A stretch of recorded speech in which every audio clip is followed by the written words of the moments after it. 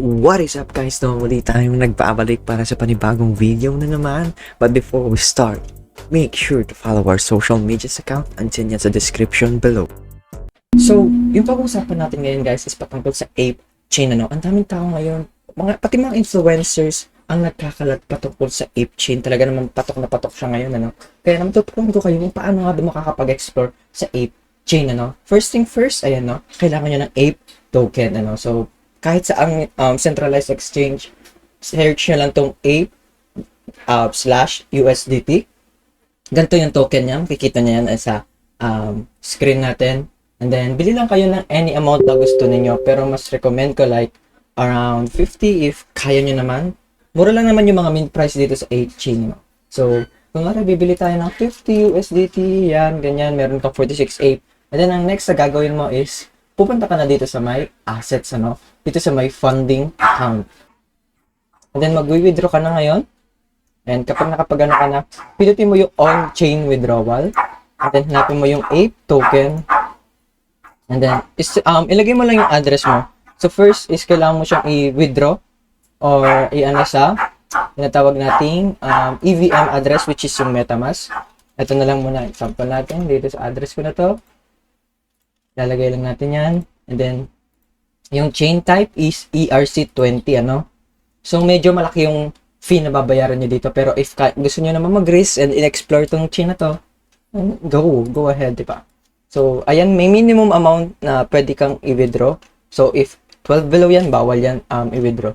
So, let's say 50 yung yan mo, and then, ayan, confirm mo lang yan, and then, hintayin mo lang siya na dumating dun sa mismong wallet address mo. Pagkatapos mo siyang i-withdraw dito from centralized exchange into your MetaMask wallet. So, next step naman tayo. So, yung next step guys is i-add na natin yung ape chain sa mismong wallet natin or yung mismong network niya sa mismong wallet natin para makapag-export tayo later on. Punta lang kayo dito sa chainlist.org. Ilalagay ko din yung mismong link niya sa description below. So, i-search nyo lang dyan yung ape and then lalabas yun yung ape mainnet, and then i-connect wallet nyo lang. And then, after nyo ma-connect wallet, is lalabas yung, or magpa-pop up yung MetaMask nyo, and then add network nyo lang siya. So, ganun lang yung gagawin nyo para ma-add yung ape chain network sa mismong MetaMask wallet ninyo.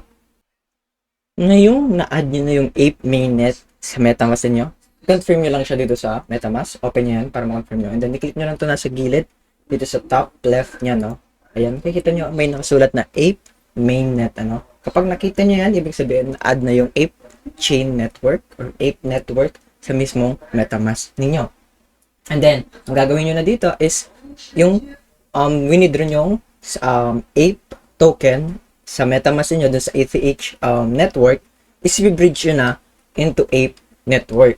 So, ito yung link sa pagbe-bridge ng token, ilalapag ko lang din yan ulit dun sa mismong description below natin, So, andito ilalagay lang natin yung ape token, i-search nyo lang ito dito nyo ilagay ape, and then ayan, makikita nyo ape token, and then ilagay nyo lang ilang amount ba yung gusto nyo i-bridge from ETH network into ape network, So, ayan, kung makikita nyo 50 ape token, ayan, meron siyang 50 pa rin naman yung makiklaim nyo, and then kailangan nyo lang bawasan yung bayaran yung mismong gas fee sa platform, So, doon ko makita yung mga platform sa mga platform fees.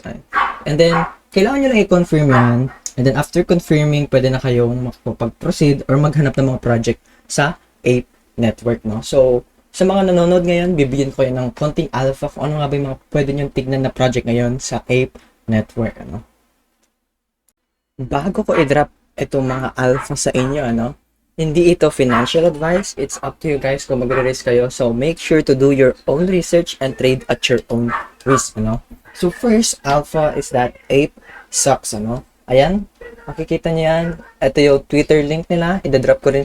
Lahat ng makikita nyo ngayon is sa description link below din, So, ayan, ape sucks yung una. Pangalawa is cursed on ape. Makikita nyo yan. Ayan, makikita nyo din lahat ng interactions and updates. And kung paano ba kayo makakakuha ng whitelist, nakadepende yan. Pwede nyo i-DM yung Twitter nila, pwede kayong mag-grind sa Discord nila if meron man, o pwede din kayong mag-Twitter grind, So, magpapansin lang kayo na magpapansin sa mga project na to. So, itong pangatlo is Pause and Plus Arcade. And then, itong pang-apat is STK. Ito, gusto ko din talaga to. Gusto ko kunin to STK. Pangatlo is, Apix on Ape. Ayan. Maganda din yung interaction nila kahit paano. And then, meron na din silang mint details, ano. So, ang pang-lima is Giz on Ape, no? Or Giz on Ape. So, itong Giz on Ape is hype din to, no? Ito yung first tweet nila and then ang laki ng interaction nila, no? So, talaga namang binamataan ko itong Giz on Ape, no? Ito yung among sa kanila, sa 5 nabanggit ko na Giz on Ape ang pinaka-tinitignan ko talaga. Pang-anim is Ape Puppets, ano? Maganda din yung interaction ng Ape Puppets on their first tweet. So, it's a must watch din, must to watch. And then, pang-pito is No Dinos Base or No Dinos Base. Ano, free lang naman siya, no? Wala kayong patalo kundi sa gas fee lang. Interaction maganda naman din kahit paano, decent yung interaction niya. Wala silang meron silang link tree, tingnan niyo kung meron silang Discord doon, etc. And walo is Apium or Apium. Ayan. Meron silang form na nilapag dito. Pwede niyong fill upan yung form na yan para makakuha kayo ng whitelist spots para makapag-mint kayo neto, no? And pwede niyo tingnan yung mga interactions nila, no? Tingnan mo, wala na kayong interactions kung wala.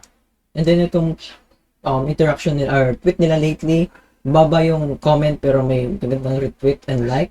So, it might be botted or what, pero it's worth watching it, guys. Pang-siyam is Prime Apes. As far as I know, nag-mint na to. Ayan. Nag-mint na nga yung Prime Apes. So, wala na yan sa list natin. Alis na yan. Itong pang-siyam na ano yun ko is Banana Cabal. Ayan, no? Ang Banana Cabal mint details, ayan, kung makikita nyo. So, 29 na yung mint niya.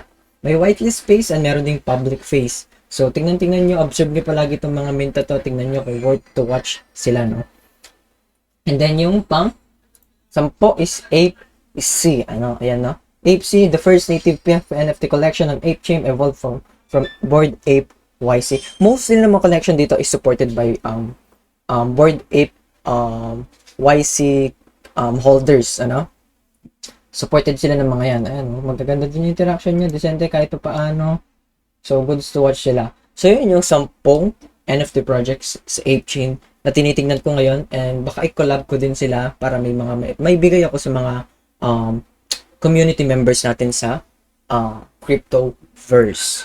So, kung umabot ka sa video na to, sabay-sabay tayo mag-explore sa Ape Network or ApeChain, ano? Maraming salamat sa panonood and kita-kits tayo ulit sa susunod na video sa mga susunod pa nating alpha.